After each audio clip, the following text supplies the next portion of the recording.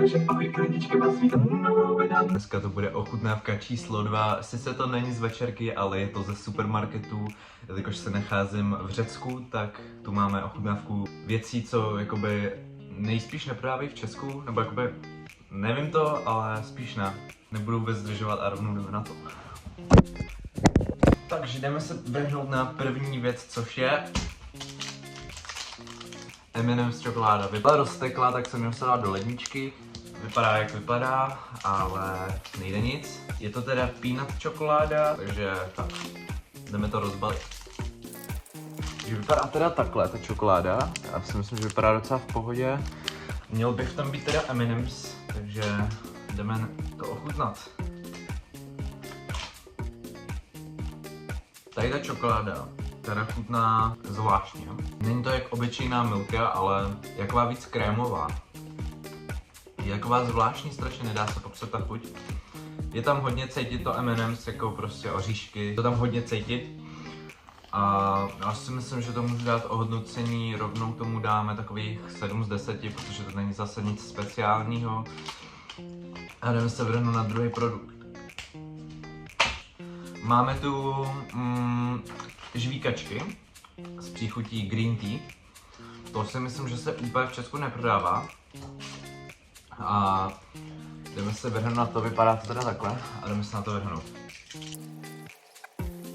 Tady ta chuť je, kdybyste si dali ledový čaj, to ice teačko, ale zároveň to jakože není úplně přesná chuť, ale má to v sobě prostě speciálně, že to prostě je zajímavý a nedokážu to úplně popsat. Takže tak. Jdeme se vrhnout na další věc. Takže máme tu žvejkačky další teda. Jsou nějaký fire. Vypadají teda takhle. Já se jich docela bojím, ale zároveň ne, má to teda ještě příchuť z kořice. Já si jdu dát pryč žvejkačku z green tea a jdeme se vrhnout na toto. Jdeme si to rozbalit. Smrdí to z kořicí jak prasa. Takže abych se k tady té žvíkačce nějak vyjádřil, tak je to čistě jenom skořicová žvíkačka a má takový pálivý nádech jenom na začátku.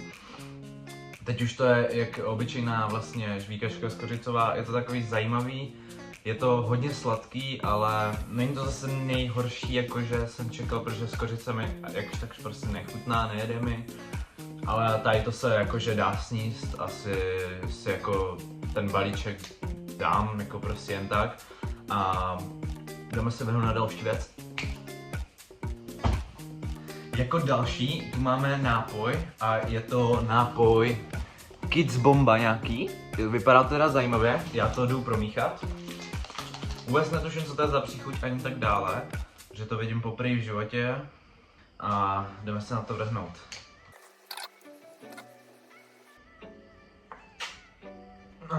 Takže abych o tomhle jsem něco řekl, tak je to vlastně taková ta obyčejná šťava pomerančová, co se dává, protože se prodává za takových těch 50 korun nebo kolik.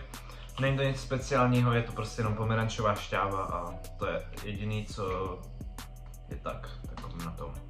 Takže jdeme se vrhnout na další věc. Tak, jako další tu máme věc, na kterou se docela těším, a to jsou Cheetosky, nějaký kroužky.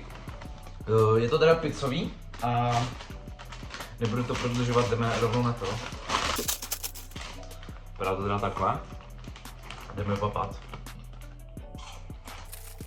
Takže je to, jak když si koupíte obyčejný kukuřiční křupky a smícháte to s těma pizzovýma lejskama. Ochutná to úplně stejně, totožně. Není to nic speciálního, čekal jsem to teda lepší, ale tak nejde nic.